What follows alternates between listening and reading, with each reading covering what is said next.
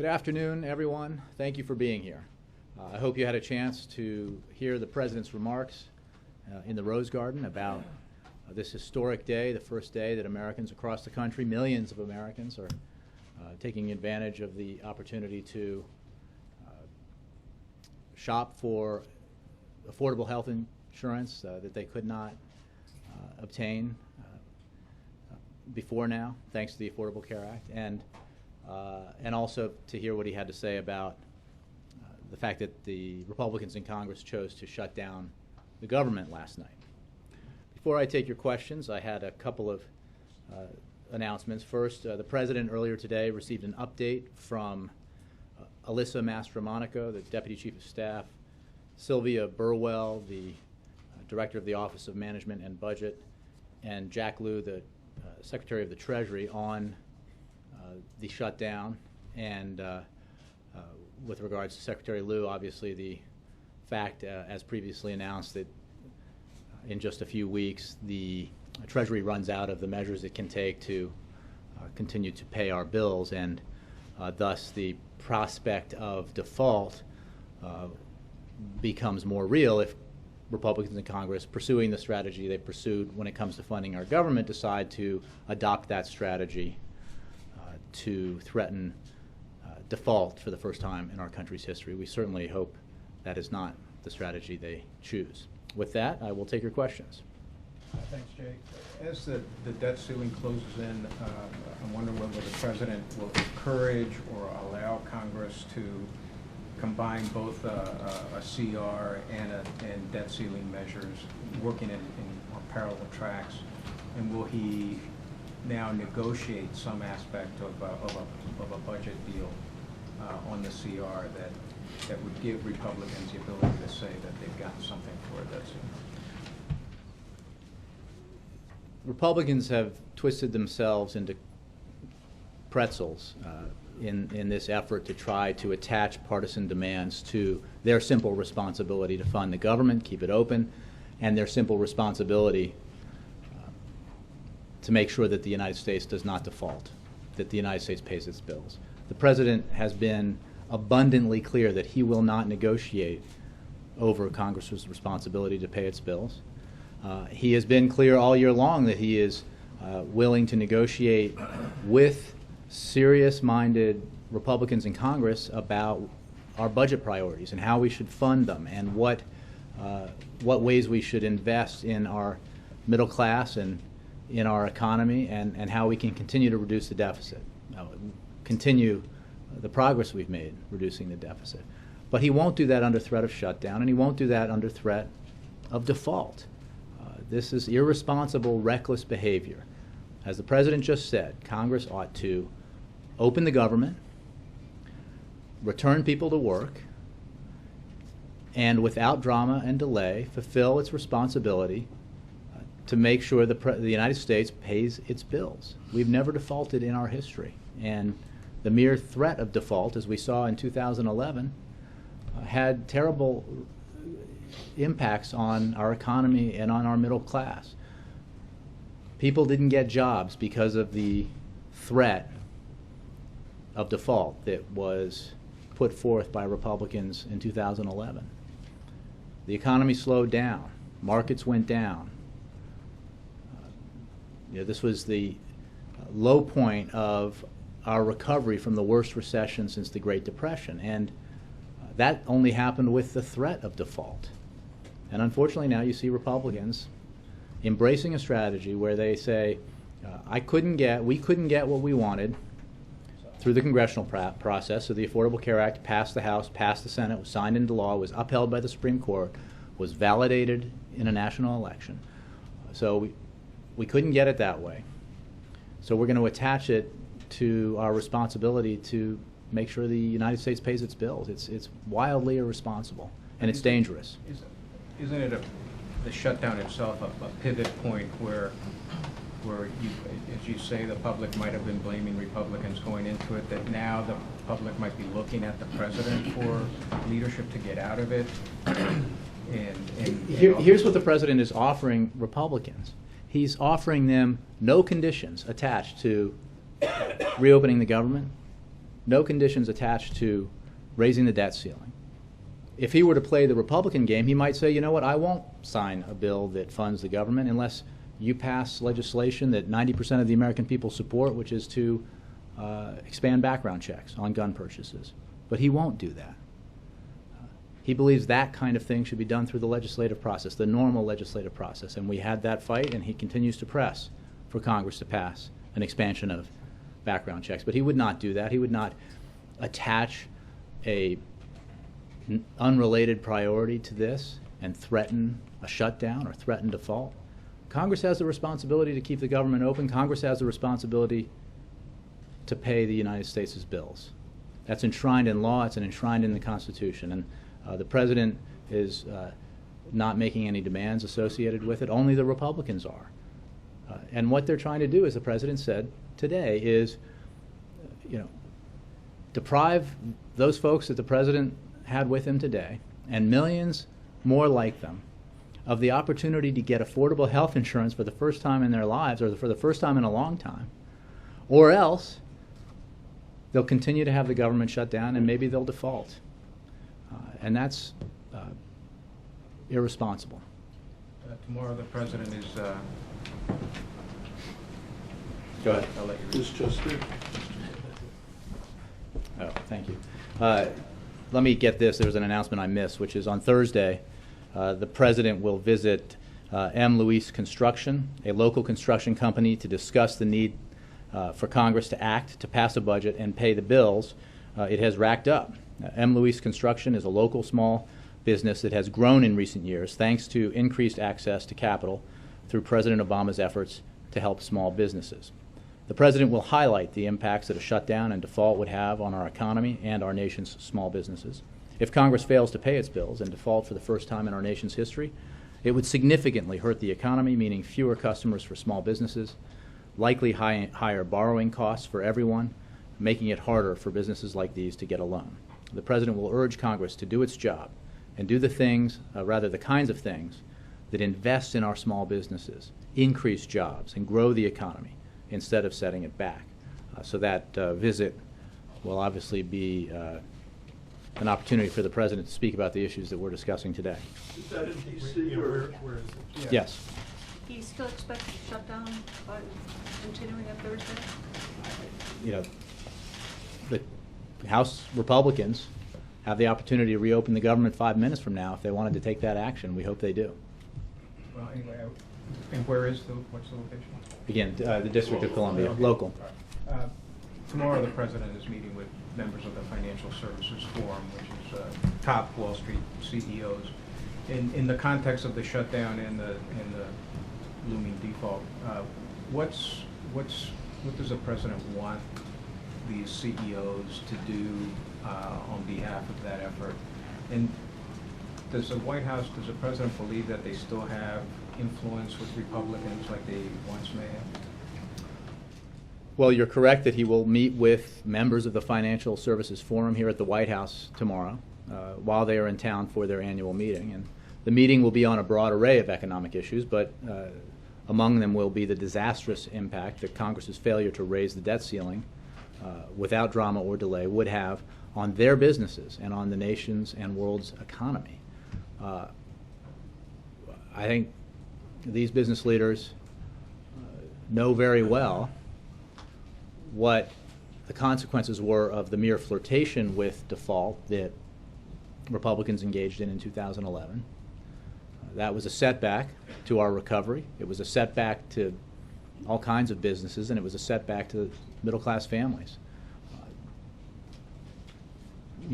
Doing it over again and going even further and actually defaulting, if that's what Republicans decide to do, would have even more catastrophic consequences. And I'm sure that would be of great concern to business leaders around the country, as it is and would be to average folks around the country who would see interest rates rise dramatically, would see credit dry up potentially for their small businesses. And in many ways the consequences of default are unknowable with any specificity because we've never defaulted before.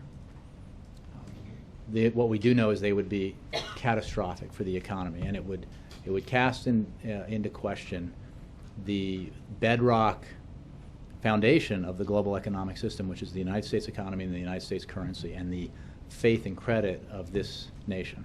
Does the president think the views of these CEOs I think matter? lawmakers of both parties understand that, at least should understand that, when business leaders like these say that default would be terrible for business, would be terrible for the economy, would be terrible for the American people, they know what they're talking about. And we certainly hope that members of Congress, especially Republicans, would heed that warning. Asia trip still on? We have no changes to announce to the president's schedule. Jeff? Jay, there's a proposal being floated right now on the Hill to pass a series of small funding bills that would reopen certain agencies or programs. Would the president sign that? You know, daily now, hourly, we're asked to respond to floated proposals, some of which never come to fruition because of opposition either within the Republican Party or rejection by the Senate. So I'm not going to do that. What I can say is even that proposal shows the utter lack of seriousness that we're seeing from Republicans. If they want to open the government, they should open the government, and then we can negotiate about how we fund our budget priorities in the future. You know, a piecemeal approach to funding the government is not a serious approach, any more than it would be a serious way to try to deal with the consequences of default and the absolute necessity to maintain the full faith and credit of the United States. I mean, again, Republican lawmakers, because they are responding to one faction of one party, of one house, of one branch of government, and being driven by them, are twisting themselves into pretzels. They're contortionists now in terms of all the different ways that they have tried to avoid their fundamental responsibility, which is to keep the government functioning and to negotiate in a serious way. Remember, the president put forward a compromise budget early this year and had many discussions with Republican lawmakers about the need to find common ground and urged them to make similar proposals that replicated his demonstrated willingness to make tough choices. And we have not seen that all year, but hopefully we will. You have said, and the president has said, he's willing to make changes to the Affordable Care Act. Is that something that could be part of a deal to break through this logjam, or is the White House offering that? We're not negotiating. But for later, is that something that you're offering to the The president made clear in his interview with NPR that he's willing to have a conversation with anyone who's serious about measures that might strengthen or improve the Affordable Care Act, make it better, make it more efficient in achieving its goal, which is providing insurance coverage, affordable insurance coverage to millions of Americans who don't have it. But we're not going to negotiate under threat of shutdown or under shutdown in order for the Republicans to achieve their partisan agenda goals here. Look, we get it. They don't like the Affordable Care Act. They don't like Obamacare. They have tried again and again and again to repeal it, defund it, delay it, undermine it. And they are obviously entitled to and welcome to continue to try to do that through the normal legislative means. But what they should not do, because it's irresponsible, is shut down the government over that partisan pursuit, nor should they allow the United States to default in order to achieve what they could not achieve through normal means. And and the consequences, and I think really one theory that seems reasonable to me about why there is such an obsession now among Republicans with pursuing this avenue, despite the cries of protest from members of their own party in the Senate and also in the House, but outside, about what a terrible thing it is to do to the economy and to do to the party, is because they know that beginning today, so the fundamental portion of the Affordable Care Act becomes real. And instead of it just being President Obama's signature piece of legislation that they opposed and want to get rid of.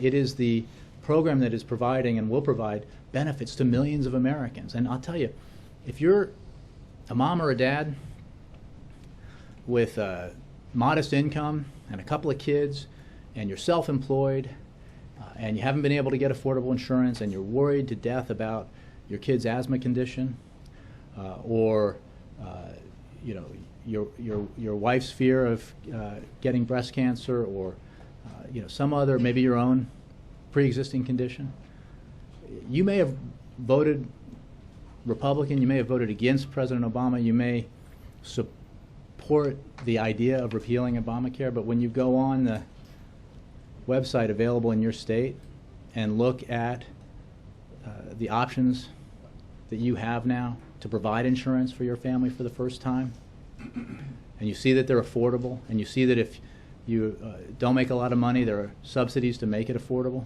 you're going to do the right thing by your family. You're going to add that you're going to want that security for your family. And I think Republicans are worried that you know, beginning today, it's not about opposing President Obama when it comes to this fight over the Affordable Care Act. It's about opposing the millions of Americans who are benefiting from it. Is the White House worried that this government shutdown could last a long time? We are obviously concerned about the impacts of the shutdown, the hundreds of thousands of hardworking Americans who couldn't show up at work today and aren't being paid, and the hundreds of thousands more who aren't being paid even though they're working, and the effect that has on our economy and our middle class. So we hope that the House Republicans listen to the suggestions of members of their own party, as well as the President and others, and simply open the government, pay the bills of the United States, do the responsible thing, and then continue to engage in serious debate and discussion about how we move forward as a nation with our economic priorities. Alexis. Jay, the president out in the Rose Garden noted that some conservatives ran, or at least told their constituents, that they were in Washington to repeal or shut down the government or in some way protest Obamacare. And he noted that that, for them, was a victory. You have indicated a certain ramped up tone here about debt ceiling. Are you concerned that doing this and succeeding has whetted their appetites instead of persuading them that this is the wrong direction? Well, I don't want to read their minds. What I think we're all concerned by, and anybody who has a concern about the American economy worries about, is that the same faction of one party in one house, of one branch of government, that seems to be driving the train up there in the House of Representatives, and therefore preventing Congress from doing the simple and right thing, which is opening the government and raising the debt ceiling, will employ the same tactic when it comes to raising the debt ceiling that they've used so far with the simple proposition that the government should be funded and remain open. And you know, the shutdown has its negative consequences, and they're real and they're concrete for a lot of people. And as the President said today, you know, as time passes, those consequences will grow more severe. Default is exponentially worse, and it is irresponsible in the extreme to even suggest that if you don't get what you want, if you don't get your political scalp, that you're going to allow the nation to default for the first time. And look, that's a genuine concern, and it's a concern because we've been there before, and we know that the only time in history that any party in Congress has ever flirted with actual default was in 2011, and we saw what happened. The United States was downgraded for the first time, and job creation slowed, economic growth slowed, and what that meant, of course, was that fewer Americans got jobs and fewer businesses opened. Real consequences, and that was just with the flirtation with default. So just to add on, other than the CEOs, are there any other powerful voices that the White House hopes to enlist between now and 16 days from now to ramp up the pressure to bring home the message that you just delivered? You know, I don't have any events or conversations or efforts to preview for you. We're very concerned about it.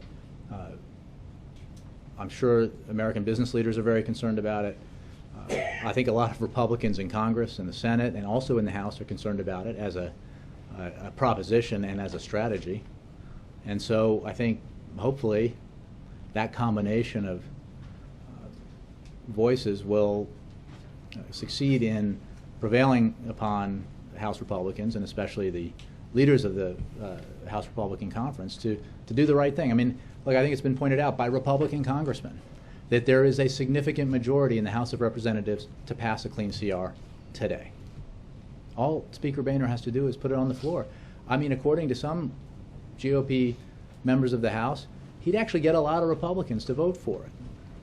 That's pretty good, right? I mean, we're not talking about 10 or 12 or 15. According to, again, Republican predictions, it would be significantly more than that to do the right thing. So what we know is the government is shut down, even though a majority of the Senate and a majority of the House, including a significant bipartisan majority in the House, opposes that approach. So there's a pretty easy option available to the Speaker, which is to reopen the government. And then there will be a fairly simple and responsible option available to Congress, including the Speaker, and that is to raise the debt ceiling without drama or delay, even the flirtation with default. Jim. How long is the President willing to wait for House Republicans to pass a clean CR? I'm not sure what that means because that suggests the President could take over the House and pass one himself, and he can't. He cannot order or force, call out the National Guard to get the Speaker of the House to put a clean CR on the floor. He's hoping that the Speaker and the other leaders in the House will do the right thing sooner rather than later. That suggests no movement on his part then? I don't, towards again, their position. His position is that he is asking nothing from Republicans, no concessions to doing their job, which is funding government. And that they should go about the business of doing that. He won't interfere, and then they should go about the business responsibly, without drama, without delay, of raising the debt ceiling and making sure that we continue to pay our bills as we have as a nation since the birth of the nation. And then we can proceed with the very serious, substantive negotiations about our budget priorities that the President has been trying to engage with Republicans on all year long, and around which the President has actually put on the table concrete proposals. Republicans were very insistent upon some of the things that the President included in his budget proposals when it came to entitlement reforms. That used to be what animated them. And now, apparently, what really matters most to them is not deficit reduction or responsible getting control of our entitlement spending. It's simply doing away with a law that provides affordable health insurance to millions of Americans. Having been here at the time and having thought about it a little bit of late, I remember in the disputes between the Republican Congress and the Democratic President in the mid-1990s that led to a shutdown. You can argue whether or not that was a smart political play or substantive play by Republicans then, but at least there was a coherence to it. It was around spending and deficits. The problem Republicans have, I think, now is that they're making this about whatever, animates them politically, and most notably, it's the Affordable Care Act. But we saw earlier when they were attaching things, more and more conditions to what they would demand in return for doing their jobs. I mean, it was preventing women from getting contraceptive care unless their bosses said it was okay. It was, other types of items that are on their partisan wish list, and there's not a lot of logical coherence to this, and it's not, it's certainly not expressive of what had been the goals of the Republican Party in the past when it came to at least the stated goals, even if they didn't actually practice it, which was to drive down deficits and debt. And maybe that's because, in part, under this president, deficits have dropped 50%. And he's put on the table the only serious compromise proposal that would reduce them further and would address our medium-term debt challenges. And in the Rose Garden, he used the brand Republican Shutdown a couple of times. Is it fair to use that label when he hasn't even really been in contact with Republicans for over a week. He called He them spoke last to, he night. spoke to the speaker That was it. yesterday. That was it for about a week. I mean, doesn't he have to take some ownership of this shutdown when you don't talk to the other side? The for a week? president has had multiple intense conversations with Republican lawmakers about our budget priorities all year long. He has spent, this goes to Ed's question yesterday, hour upon hour with Speaker Boehner over the years since John Boehner became Speaker to discuss and try to negotiate a compromise on our budget priorities. And again, he spoke with him last night. But what he can't do is force the House to do the simple thing, which is keep the government open. That is what the House has to vote on in the Senate. And he will sign it when they do. But again, his position is, I'm making no demands. I'm attaching no wish list items to clean legislation that would simply keep the government open. And he's suggesting that the responsible thing to do on the other side is to take the same approach.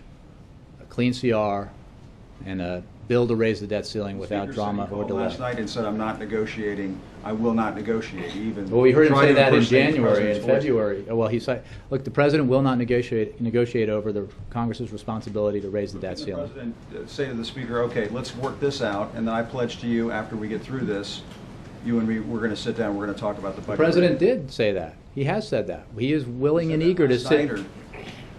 He said it on NPR. I don't know. I don't have the transcript of his phone conversation with Speaker Boehner, but Speaker Boehner knows that. Speaker Boehner knows that the president met with Republican lawmakers repeatedly earlier this year, as did senior members of his staff, to talk about how we could move forward on our budget priorities.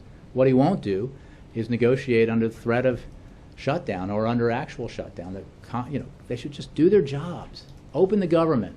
The president's not asking for, increased spending. He's saying, he'll go along with a continuing resolution that keeps spending levels at what they were, and then move forward to trying to negotiate a bigger budget agreement that invests where we need to, protects the middle class, and reduces our deficit in a responsible, balanced way. Okay. John. I know you have no scheduling announcements. I Just have. As a practical. Well, I did make one for tomorrow. Okay, thank you. Beyond that, but as a Thursday. That as too. a practical matter, is it possible for the president to travel internationally if the government is shut down? I mean, if you looked into that, do you have the personnel to do it? I would. We are currently scheduled to travel. We certainly hope that in the time between now and the president's scheduled departure, that the speaker does the right thing, puts on the floor of the House a bill that will overwhelmingly pass, according to Republican congressmen, Right. a clean CR, and reopen the government. The logistics of that, I think, are best addressed to the agencies involved and to OMB. But right now, the trip is scheduled, and we're hoping, it's only Tuesday, that the government will open because the Speaker will respond to the majority of the House over which he has dominion, and to the wishes of the American people to get about the business of responsible governance. But you don't see that a shutdown would prevent the trip. You know of nothing right now that would. I mean, make I it have no impossible. new information to provide on that. Does the president bear any responsibility whatsoever for what's going on with this mess? Well, I'm not sure what you mean. I mean, the Does he president. bear any does he have any blame for the Look, government the president's shutdown? president of the Any United at all? States, and it is his responsibility to try to work with Congress in And that a hasn't spirit worked, of right? compromise. Well, has he or has he not put forward a compromise budget proposal? The But answer does is he yes. bear any responsibility? It's a simple question. Does he bear any responsibility? He for this certainly did not vote to shut the government down. And if that's what you're asking, no, he did not vote to shut the I'm government asking down. if he bears The any Republicans did. responsibility. John, he did not.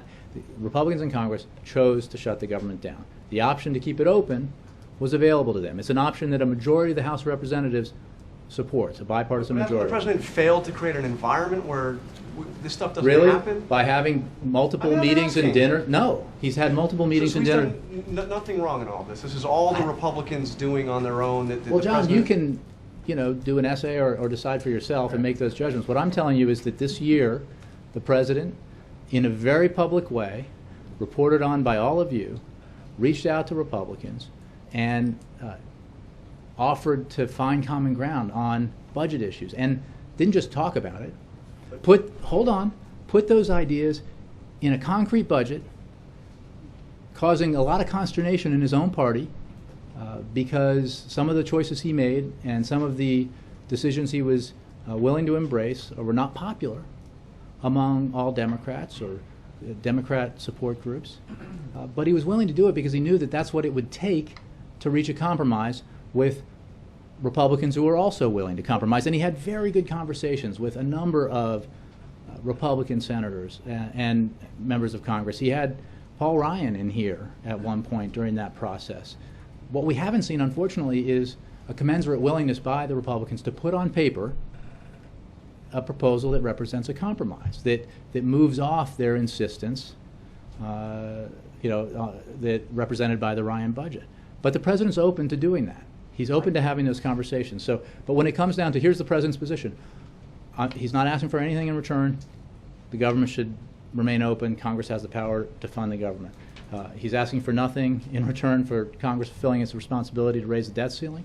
And he's asking that they do not do anything else. But Jay, what I'm asking, I think look, nobody doubts that the Republicans have a lot of responsibility in what's going on here. What I'm asking is, looking back, I mean, the president's not happy with where he is right now. So looking back over this whole process, is there anything he looks back and says, you know, gosh, if I had done this or tried to do this or tried to build this relationship or that relationship, is there nothing that he did or didn't do that he... John, the president has tried in serious ways to find compromise with Republicans, and he looks forward to doing it again once the Republicans in the House do the responsible thing and open the government and stop threatening to default on our obligations for the first time in history. Yeah, Major.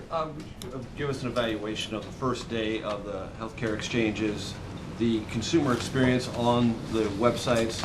Some have had glitches, some have been slow, as the president mentioned. Is that entirely a product of over-expected use, or are there some internal mechanistic things you have to fix because they're not quite ready? Well, I'm not an expert on web design, so I can't guarantee that there aren't glitches that are just technical in nature, and I'm sure there are, as we said there would be. As with any large-scale rollout of a policy like this, it's true of Social Security and Medicare Part D under the Bush administration. But what is unquestionably the case is that there has been an enormous amount of interest, as we've seen by the number of people who have visited the website. And it's kind of like people trying to get tickets to the first Pirates home playoff game, right? I mean, you know when you go on site and it's hard to load the page, that it's because a lot of people like you want to find out if tickets are available. And the great news about this is it's not one game, it's not one night. The seats are unlimited, and the availability will be there for every American family that wants affordable health insurance. So, you know, we take this, as Bill Clinton used to say, as a high-class problem. It's an indication of the absolute interest out there around the country in exploring these options, because a lot of families out there, and we're talking about the 15% out there who are uninsured and those who don't have insurance through their employer, who want the opportunity to purchase affordable health insurance and have that security. And you know, you heard from the president about this today. It's a life-changing event. I mean, an amazing statistic which he cited, that if you have health insurance and you're diagnosed with cancer, you are 70% more likely to live 5 years than if you don't have health insurance. That is a direct correlation between being insured and living. That's a big deal. I know you have some general projections about how many people are likely to sign up, and we've talked to some of your healthcare experts on that. But I want to ask you on the record here, for the next 6 months, as this enrollment period is open, what is the main metric for the White House measuring its success? I've heard some people in the White House talk about it's not just a number, but it's a ratio, meaning the higher number and the greater ratio you have of younger, healthier Americans without insurance getting in the system, the more successful you will view that. Is that an accurate representation? There is no question that you need to get younger, healthier into the system. There is no question that it is important to the successful implementation of the Affordable Care Act and to having it work in a way that allows for those with pre-existing conditions never to be denied coverage, that younger, healthier Americans have insurance. And that is why the Affordable Care Act is written in a way that allows for subsidies for younger people who may have low incomes but may not qualify for Medicaid, and the purpose is to give them the option of affordable health insurance, an option that may not have been available to them in the past. And by doing that, you expand the pool significantly, you add millions of people to the ranks of the insured, and you make the whole system more affordable. One of the, the President talked about all the dire predictions that we heard from Republicans back when we were debating. I saw one senator say we never debated Obamacare, which is a rather remarkable statement given the months and months of debate over Obamacare when it was moving through Congress. But there were a lot of dire predictions, including exploding health care costs that have not turned out to be true. In fact, when it comes to the growth in health care costs, the opposite is true. The last 3 years have represented the slowest pace of growth in our health care costs in half a century. So since the Affordable Care Act was signed into law, the opposite of what the critics predicted has happened. Meanwhile, millions of Americans they don't even know necessarily it's from Obamacare, but they're enjoying the fact that their kids can stay on their insurance policies until they're 26. They're enjoying the subsidies for prescription drug costs that the Affordable Care Act provides. They're enjoying the rebates that the Affordable Care Act demands insurance companies pay their customers when they spend too much on overhead and CEO pay and not enough directly on health care. So, and then beginning today, the other big component of the Affordable Care Act becomes reality. And day after day, from now until January 1st when insurance kicks in, and from that day ever after, millions of Americans who did not have insurance and did not have access to affordable insurance will have it. And as they look at their choices, young Americans who don't have coverage will see a variety of plans, but many of them will come with high deductibles and out-of-pocket expenses that will be one of the reasons that their premiums are generally affordable, because that's one of the trade-offs in insurance for everyone. It'll be a trade-off for young Americans who don't have coverage.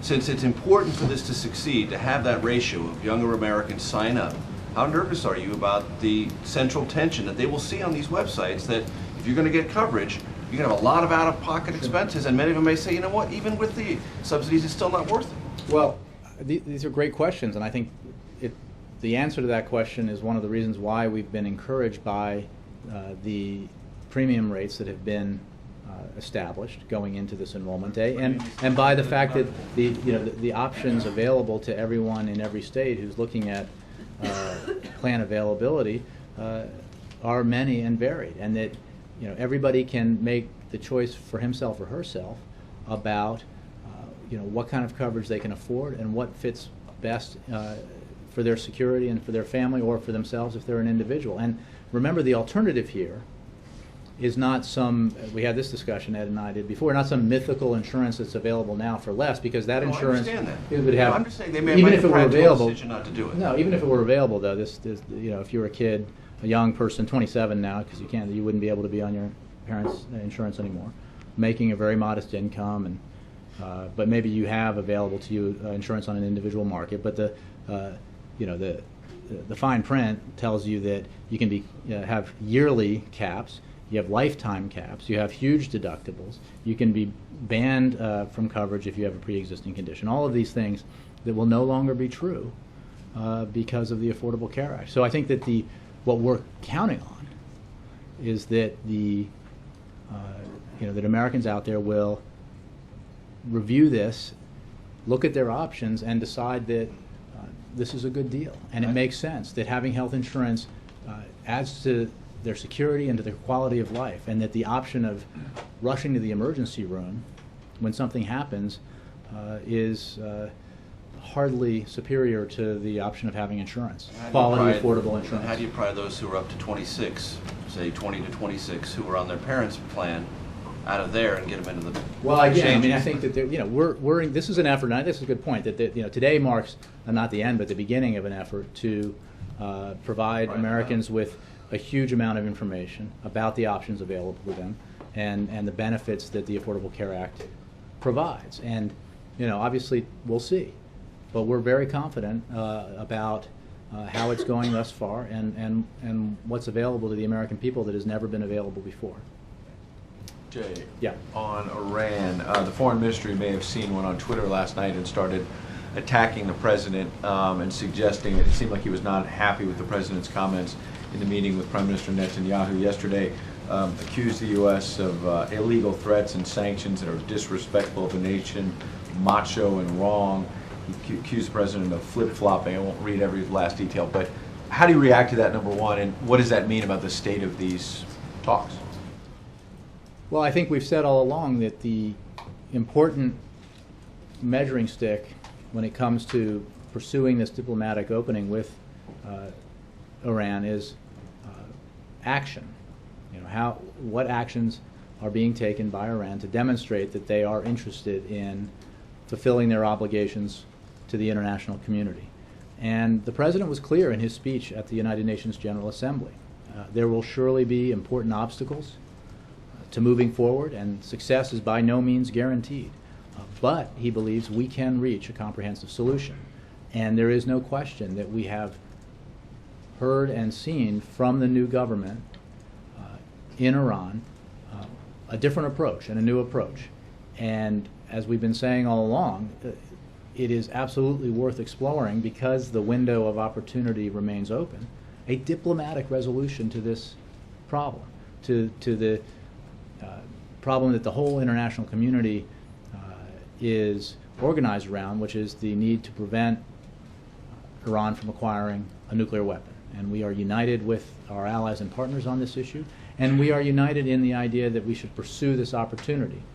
And we welcome all the indications that we've seen from the new Iranian government that they're serious about pursuing it. But this will be something we can measure through the P5+1 process. Positive indications, but then when there are rants like this, does that not make the point that Prime Minister Netanyahu has been making at the UN today and yesterday here at the White House and elsewhere, that I think one of the things he said today is that Iran is really a wolf in sheep's clothing, and that they're saying some positive things and the next day they say something really negative. I mean, I hear you reacting to the positive things they've said, but then they're slamming the president last night. Well, look, again, I think we have been consistent. The president has been consistent. He took office in January of 2009, making clear his willingness to have bilateral discussions with Tehran, if Tehran was willing to address seriously the international community's concerns about its nuclear program. Because of the position he took, it became clear at the time that the United States was not the issue here. It was the behavior of Iran. And that clarity allowed for the building of the most comprehensive set of sanctions that the world has ever seen, and the implementation of those sanctions, which in turn has led, in part, to where we find ourselves today, which is with a new government in Iran that has indicated willingness to negotiate a solution to this problem diplomatically. Ultimately, though, as the president made clear, words here are meaningful, but actions are most meaningful. And it is only through verifiable, transparent resolution of this challenge where the international community can be confident that Iran has given up its nuclear weapons ambitions that we can get resolution. And the president will be very firm on that. Two quick ones on the budget. You talked earlier about Boehner and saying that the president can't send the National Guard to get him to pass this bill. Didn't Ronald Reagan find a way to work with Tip O'Neill? Didn't Bill Clinton? Newt Gingrich was extremely difficult. Personally, they sometimes had a tense relationship. Gingrich would go on his ideological efforts as well. And yet they somehow came together in the end. So is it really fair to just say, we can't send the National Guard after this guy? Why can't the president sit down with him the way Reagan did with O'Neill, the way Clinton did with Gingrich? Again, Ed, the president has sat down with and met with and talked to John Boehner extensively over the time that Speaker Boehner has held that office. Recently? He talked to him yesterday. He's talked to him down. Many times this year. I think you know, as well as I, that the Speaker indicated earlier this year that he would never negotiate with the president again. That wasn't a position the president held. That was a position articulated by the Speaker. It seemed like a little irrational to us, but that's what he told reporters. The fact of the matter is, Tip O'Neill never threatened to default. Tip O'Neill never, allowed the most radical elements of his caucus dictate what Democrats in the House would do. We need a willingness by the leadership in the House to listen to the majority of lawmakers in the House, including a significant and sizable portion of Republicans in the House, as well as in the Senate, as well as Republicans outside of Congress, and simply open the government. No strings attached, no partisan strings attached. That's all, going back to John's question, we're not attaching any partisan baubles to this tree here. Just do your job, and then we can have the serious negotiations that the President has been engaged in and willing to engage in all year long. Last one, I think Jim asked you yesterday about calling Republicans terrorists, not you personally, arsonists. You used the word extortion yesterday, which is obviously a pretty serious charge. My question is, a few moments ago you were saying that it's time for Republicans to get serious about the budget. You used the word serious a few times. How does it help you get serious? How does it help you get a deal if you're calling Republicans extortionists and terrorists? How does it help? I think they are attempting to extort the American people in many ways and the economy in order to get their partisan objectives. And I can only echo a Republican House member who accused his colleagues of being suicidal lemmings. That was what he said. So, with the name calling from here, the changing the tone. let them call whatever they want to call themselves. I think we can all establish that some of the harshest criticism of Republicans happening in Washington right now is coming from Republicans. So let them shoot each other. My question is, what about changing the tone from here? No, really, why can't you rise above that? Because this is a So it's serious, yes. We are not. We're not asking for anything from the Republicans in Congress in return for them fulfilling their fundamental responsibilities. Raising the debt ceiling without drama or delay, not threatening default, opening the government, and continuing to fund it at, again, levels that hardly represent the demands or wishes of the President or the Democratic Party. So, that's a simple proposition. And if you're suggesting by your question that they've shut down the government because their feelings are hurt, I think a lot of Americans would be shocked and dismayed. Yes, Kristen. Jay, thanks. I unfortunately have a live shot, so no, please. Fast. But Robert Gibbs said today on MSNBC, I think if you're the White House, you just sit back and watch. Is that an accurate way to describe the thinking moving forward? I think that Robert was on MSNBC as a commentator expressing his advice or what he would do, but I think it does reflect the fact that we don't have control here over what the House leadership does, even though we wish we did. So it's up to the House leadership to do the right thing, pass a clean CR, open the government, do the right thing, pass without drama or delay a bill that would raise the debt ceiling and ensure that we do not even think about default.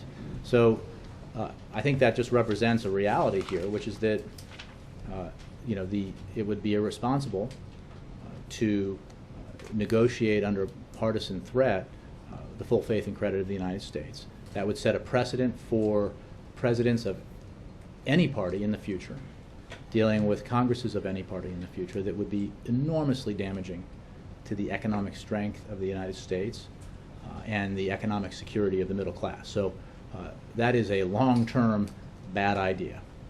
So the President won't engage in it, and he's right to take that position. So we can expect him to go out and hold these events like he did today at Rose Garden, but not necessarily. The President said the other day he would be talking with leaders of Congress, with some regularity. He spoke with them yesterday. We'll update you when he has conversations or meetings again. But again, he can't, as much as he probably wishes he could, he can't simply, appoint himself Speaker for the day and bring a bill to the floor. He wishes that this could happen, so the Republicans and Democrats in a substantial and sizable vote in the House could vote to reopen the government. And then just quickly, of the 1 million people who you cited who logged on to healthcare.gov today, do you have a sense of how many of those actually were able to go through with it, given the glitches that were reported? I don't. I would refer you to HHS for details. Again, this is day one. As we said in the run-up to day one. We expect in the early period of enrollment that, as with anything like this, there would be a lot of window shopping, a lot of plan comparisons, and that as people gathered more information about their options, more and more people would choose to enroll. And we see that unfolding as the days and weeks continue over the 6-month enrollment period. Remember, whether you enroll today or in December, your insurance takes effect on January 1st. And then after middle of December, I think, it begins commensurate with when you enroll. So, we will, I'm sure, have some data on that periodically available, but on day one, all we know is that there have been many, many visitors to the site, and we think that is evidence of a great deal of interest in the possibility of purchasing affordable health insurance for Americans around the country. Yeah. Mr. Nakamura. Jay, part of the reason the president was going to go to Asia, or is going to go to Asia, is part of this administration's pivot to Asia, to shift to Asia, to try to show that region of the world and countries, especially in Southeast Asia, that emerging democracies and American values is the right way to go, especially compared to other systems, maybe like China and others. I'm just curious whether the president, as he prepares to go on this trip, is concerned that what's happening in Washington this week undermines that argument. No, I think that the President's made clear through his travels and his policies that he believes it's essential for us to rebalance our approach to foreign affairs, and that pivot towards Asia has been in the process of being carried out since he took office and continues. Look, this is an enormous opportunity for the United States. Economically and for the American people, and he will continue to pursue it. He does believe that it is part of his job as Commander-in-Chief and President to travel to Asia and elsewhere to help create more economic opportunity for the American people, and also to create more national security opportunity for the United States. And so he, that's why he makes trips like these. And it's also trying to show off the American values and American system to folks over there, or countries over there. Let me ask you another way. I mean, if he goes on this trip at a time the government's shut down, would he have a sense of embarrassment about Washington and what's happening right now on the world stage? Well, again, we're certainly hoping that Republican leaders make the right decision in the coming days to reopen the government, extend funding at current levels, so that we can get about the business of having serious negotiations about longer-term budget deals. That's my way of saying I'm not going to accept the predicate there. But I will say that certainly dysfunction in Washington is an unfortunate thing. But we also live in a democracy, and democracies can be messy. It's been messy for a while, and this seems, like a larger step in Well, the mess. look, again, it depends on what you're talking about. First time in 17 when years it comes the to government's been shut down. Shutdown, the impacts are serious and they're consequential, and they're not good. Default is a whole nother proposition, and what is disturbing about what we are seeing unfold on Capitol Hill with those Republicans who are most fervent and seem to be leading all the other Republicans in the House is their willingness to engage with the proposition of default in order to achieve their partisan aims. A lot of them ran promising to repeal Obamacare, and keeping with their promises, they have voted many times to repeal or defund or undermine Obamacare. And you may argue whether that was a sensible use of their time, because it wasn't successful, but that's certainly fine in terms of what their responsibilities are, fulfilling their, the promises they made on the campaign trail. But I doubt that any of them seriously said, I am going to repeal Obamacare or else I'll send the world economy into global recession. And middle-class families across the country will suffer because of it. I don't think I heard that on the campaign trail. Carol, and then Mara, and then Mark. Do I have any direct reaction to Prime Minister Netanyahu's speech at the UN today? I don't have a direct reaction. I actually saw it on my screen, but I was in a meeting, and so I haven't heard that much about it. So you- Sorry. You have to ask me a more specific question. I didn't catch all of it. Well, he was pretty aggressive towards Iran. Well, we said all along, as the president has said, we understand, and it is entirely justifiable that Israel is skeptical about Iran and Iran's intentions. After all, this is a country whose leadership until recently was pledging to annihilate Israel. So their security concerns are understandable. Their skepticism is understandable. And we share with Israel and with Prime Minister Netanyahu the same goal and the same firm policy, which is Iran cannot be allowed to have a nuclear weapon. And yesterday's meeting between Prime Minister Netanyahu and President Obama represented just the latest in a series of meetings and conversations that the president has had, the two leaders have had, in which this issue has been a topic of conversation, in which information has been shared and perspectives have been shared, and the fact that the two leaders in the two countries agree on this challenge and agree on the policy objective has been shared. So, again, I wasn't able to listen to the Prime Minister's speech with any detail, but as the President has said, it's understandable why Israel has concerns about Iran's nuclear weapons program. We share those concerns, and Israel, obviously, the concerns are more intense because of the neighborhood they live in, and because of the threats that previous leaders of Iran have made towards Israel. But do you Just share really the quickly- skepticism? Are you saying you share Israel's skepticism? Well, we have said all along that Netanyahu said that this is a ruse, that the opening is a ruse. Do you agree with that? we believe that the Iranian leadership has, very publicly, and everyone here has reported on it, changed their approach to resolving this issue with the international community. We will not know if they're serious about it until we test the proposition, until we see through the P5+1 negotiations how willing they are to reach an agreement with the international community in which they meet all their obligations and demonstrate in a convincing, verifiable, transparent way that they are not pursuing a nuclear weapon. So this is about actions. It's not about words. But so What Netanyahu says we have now said, it's a ruse. again, what we have said. You guys keep asking me to respond to a speech that I wasn't able to hear. But I understand the basic sentiment. And what we have said is that there is a window of opportunity to resolve this diplomatically. Resolving it diplomatically is preferable as a general matter, but obviously because it's the best way to assure that Iran cannot pursue a nuclear weapon and does not have a nuclear weapon. And as long as that window is open, and now we have a government in Iran, apparently with the sanction of the supreme leader, that is engaging with the international community in a more serious way than we've seen in recent years, we ought to pursue that, and that's what the president's doing.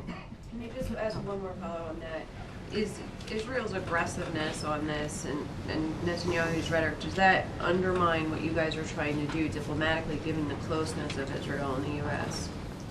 Again, we have an extremely close relationship with Israel. We have an absolute commitment to Israel's security, and we share Israel's commitment to making sure that Iran does not acquire a nuclear weapon. We believe, and the President and Prime Minister discussed this yesterday, that we ought to pursue this diplomatic opening because the window of opportunity remains open. We've said all along that it won't remain open forever, but this opportunity is here. It's here in part because of the policy positions the President took that allowed for the implementation of the most comprehensive set of sanctions in history, which in turn has had an obvious and serious effect on the Iranian economy, and it is understandable why Iran would want relief from those sanctions. And we will have discussions with, through the P5+1, Iran, and see whether or not Iran is serious about, in a verifiable way, giving up their nuclear weapons ambitions and demonstrating. It was better than both. Yeah. Can I wait? Oh, Yeah. I was next. Yes, Mara. Sorry. Okay, thank you. So I was next. I think I said Mara than Mark. There's a similarity There is. to the, but I did. My question, just Mara, to go back Mark, to Anita. the clean appropriations bills that they're talking about doing, DC veterans and parks, is that a good sign? Does that mean the fever's breaking? How do you evaluate that? I would simply say that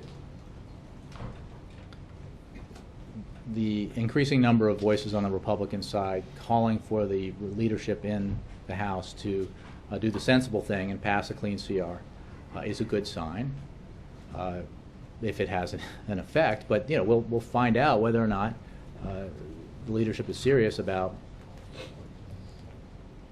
opening the government when they do it. So it's hard for me to know. So you don't think the partial Again, it's not a particularly serious way to address this. If they want to open the government, they ought to open the government. There's a simple way to do it. Again, we're not asking, nobody's asking, Democrats aren't asking, the White House isn't asking for any partisan objectives to be attached to a bill that would extend funding for the government, and neither should the Republicans. And we should just reopen it, make sure that those hundreds of thousands of Americans can go back to work and be paid so that they can meet their obligations. And then, even more significantly, that Congress ought to very deliberately, without drama, without delay, pass an increase in the debt ceiling so that we can remove from the table any thought or fear that the United States might default. Yeah, Senator Durbin said that he thought that negotiations separate from a shutdown and a default, but negotiations on the budget that had the repeal of the medical device tax might be a way to solve this, provide some kind of fig leaf for Republicans. Are you pursuing that in any way? I'm not talking about negotiating on the shutdown. I'm talking about on a separate track. We're not negotiating with anybody to reopen the government. We're not negotiating with anybody for the Congress to pass the bill that would reopen the government on any partisan condition. What the President has said, as he said yesterday to Steve Inskeep, is that he's always been willing to have conversations with lawmakers of both parties who have ideas about how to make the Affordable Care Act better, more efficient, and more effective for millions of American families. I mean, one of the ironies of this, again, of the spaghetti that's been thrown on the wall here by Republicans, one of the ironies of this proposal is that it would increase the deficit significantly if it were passed. Well, so you have to offset it somewhere else. But are those negotiations underway? No, That's what I'm saying. No, they're not. Look, Congress has a responsibility to fund the government, so they should open the government. Congress has a responsibility to pay the bills of the United States. Raising the debt ceiling doesn't add a dime to the deficit. Has nothing to do with even a nickel of new spending. It's about paying that bill that you get every month after you've bought things with your credit card. Congress made these purchases. The bill is now due, or will be, and they ought to pay the bills because the United States has always paid its bills. Separate from that, we've always been willing to have serious conversations about finding compromise on our budget challenges. Mark? Jay, is it fair when you say that the raising the debt limit is just about paying bills? It's about authorizing more government borrowing, which leads to more government spending and an expansion of the national debt? No, it doesn't, because... It doesn't? No. The debt limit talks about authorizing more borrowing. Right, to pay bills that have already been charged. So you, Mark, bought a car last month, put it on your credit card, you've been driving that car, you've been receiving the benefits of that car, and now, since you put it on a credit card, the credit card says, you've got to pay the bill. So this is not about buying a new car. It's not even about putting gas in the car or adding a spoiler. It's about, which maybe you would.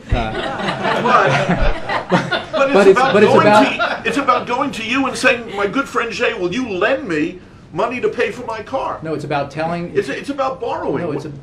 It is about borrowing money to pay the bills that Congress has already charged. And the Treasury can't pay any bills unless it borrows more money. Correct, and we go into default. But these are old bills. This is not. No, you only go into default if you don't borrow the money to pay the bills. No, if we don't pay the bills, we go into default. right? But if the debt limit increase is So you're authorized, saying- then you can borrow Correct. more to pay the bills. Correct. Okay. But here's the problem. You do not, by refusing to raise the debt ceiling, I mean, in addition to causing global economic calamity, you don't reduce the deficit. You don't eliminate new spending. You do that by having serious, compromise-oriented negotiations in Congress.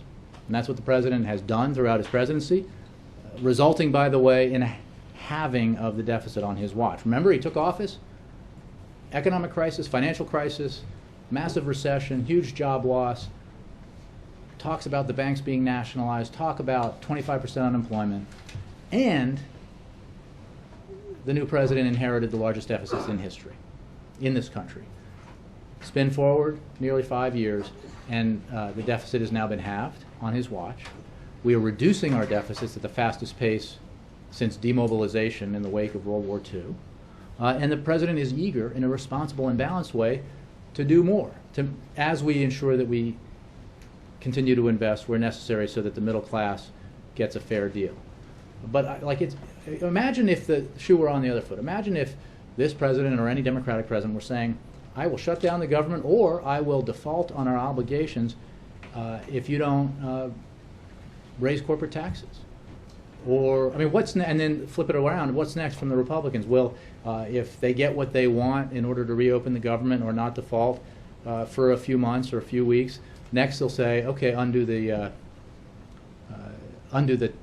increase in tax rates for the wealthiest Americans, for millionaires and billionaires. If you don't give a tax break to millionaires and billionaires, we'll go into default. That could be next. No, I or it could understand be what you're saying on that contraception, or it point, could be something else. But So when you say that no raising the president, debt limit is just about paying bills, it's not. It's about the government borrowing more money and increasing the national debt. right, it's about paying bills that That have already been right, Mar, I don't think we're incurred, disagreeing but, at all. But you're borrowing more money to do so. You right? have to borrow money to. And you always skip that point. I don't mean to. Okay. I mean, Well, then that's fine. Then move on. let's be clear. When Congress votes, as it has more than 40 times since Ronald Reagan took office, without drama or delay until 2011, To authorize borrowing more money. they authorized the Treasury To borrow money to Right. pay bills because Understood. we, the United States, have never defaulted. We pay our bills. And the option on the table is that if the Republicans don't get to undermine Obamacare, in other words, if they don't get to take insurance away from the families that were out there in the Rose Garden today, they're going to default for the first time in history. I mean, some Republicans have called that crazy, Ed. Just crazy. But to avoid default, Tommy. you've got Anita, to... then Tommy. But one last thing, but to avoid default, you need to borrow more money. That's what this raising the debt limit is all about. Yes, to Okay. pay the bills that the United States has incurred, that Congress has incurred, we have to raise the debt ceiling. To borrow more money. Mark, we agree. Okay. Two quick things I want to clarify. You're telling us that you're going to tell us in these coming days when the president speaks to the speaker and the leaders. So he has not spoken to them. Sometimes the speaker and the leaders beat us to the punch, but Correct. But so we'll they see. haven't Not spoken- always, though. I think it's worth noting that over the years there have been numerous conversations and meetings between the president and the speaker that haven't always been announced by the leaders in Congress. He has not spoken to any of the four of them since midnight, since the shutdown? I haven't. Well, I've been out here for a little while, but I have no conversations to read out to you at this time. Okay. And then second, I'm a little confused about one thing. Senator Reid said yesterday that he didn't want, the Senate was rejecting conferees because they want to have a clean CR for whatever period of time that was, 1 or 2 weeks first, before they would sit down and negotiate on the big issue. You're saying you're not going to, the president doesn't want to negotiate. He wants the clean CR just to keep the government, or reopen the government. So is he not sort of negotiating now? He's not calling them over because he's waiting for a clean CR first before he goes into those other issues? Because you say he won't negotiate on those broader issues. I think I get where you're headed. The president will not, negotiate with Republicans over their responsibility to keep the government open at current funding levels under threat of shutdown or under threat of continuing the shutdown. That's reckless and irresponsible behavior by Republicans, and I think many Republicans have called it worse. So, one. Two, I think that this particular proposal that you mentioned demonstrates the utter lack of seriousness. You know, tweeting out photos that we're seeing. I mean, all year long, when it comes to the conferencing, right? All year long, I mean, prior to the budget deal at the end of the year on January 1st, the Republican mantra was the Senate won't pass a budget. The Democrats in the Senate won't pass a budget. We need to return to regular order. We, House Republicans, have responsibly passed a budget every year, and the Senate Democrats haven't. We demand, as part of this deal, that the Senate pass a budget and that we return to regular order. And that means House budget, Senate budget, conferees are appointed by the leaders of each, and they work out a compromise. So, the President said, okay. Senator Reid and Senator Murray said, okay. They passed the budget, acceding to the demands of the Republicans in the House. Paul Ryan demanded it, John Boehner demanded it, Eric Cantor, Kevin McCarthy. They all said they have to do this. So they did it. And what have the Republicans refused to do ever since? Appoint conferees. They've refused to sit at the table to negotiate and reach a compromise over the differences between the Senate budget and the House budget. They've refused to engage in regular order. They've refused to do what they said must be done.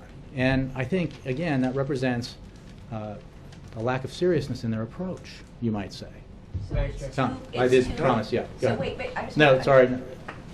Jay, can I follow up on Mark? I owe a Hill report. Steve, go. On the debt ceiling, we're a couple of weeks away. The president in the past and Jack Lew in the past have talked about the possibility of Social Security payments being delayed.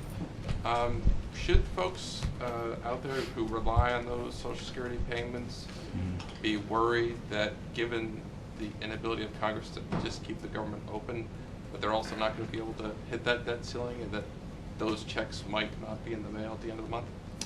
I won't make any specific predictions about the consequences of default.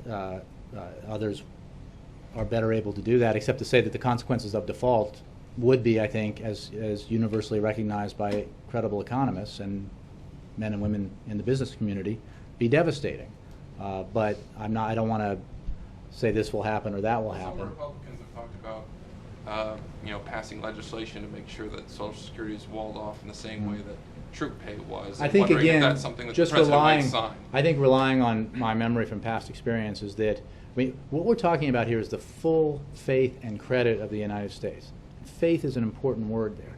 Faith is the assurance that investors around the world have that the United States will always pay its bills. And that's why our economy is so strong. That's why it is relied upon. That's why our currency is so important to the functioning of the global economic and financial system. And so I think the idea that you paid some of your bills but not others would not reward that faith particularly well. The issue here is there should be no diversion from what has been true throughout our history, which is that the United States, in many ways unique among nations, is always good to its word, that it pays its bills. It is the safest investment in the world, and that is an important place to occupy. Can you say whether the White House, given we are a couple weeks away, and given there's no clear path to passing a debt limit increase? Yeah, there is. No, but there's no. There's the clearest of paths. Yes, the simplest of I paths. understand doing what you want, but no, it's not what I want. That's what the president said. This is not. It's not about what he wants. I understand, but given that but you said it. Given that we could be going very, over this cliff, has there been any, with Mr. Liu this morning, with other people, any team in the administration sort of planning what would happen on October 18th? I would refer you to the Treasury Department on that one. Thanks very much.